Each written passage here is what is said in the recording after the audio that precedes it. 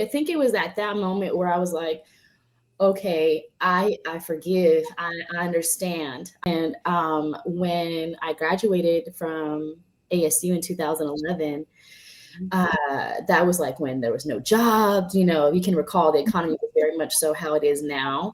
Right. And I remember having a conversation with my best friend, and she was like, why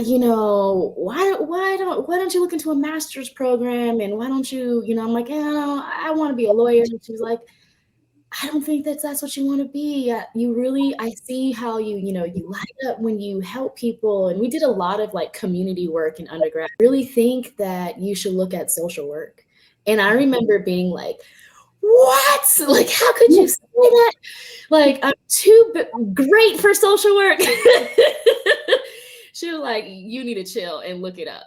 And so I did, and I was like, oh, maybe Yeah. I do need to be a social worker, because I had this limited view of what social work entailed. And so I think it was at that moment where I was like, okay, I forgive, I understand, I can move forward. I had to forgive a lot of people in my life, multiple abusers, but at the core of it, I could understand how this has happened and how it has occurred. And so I really think God really guided me and used my best friend as, that vessel to say, like, this is where I need you to be. Because there have been many conversations with foster children, or, children just in systems, or in family, whatever the, juvenile justice, whatever that looks like, being able to sit down with them and say, like, nah, I understand. Like, I get it.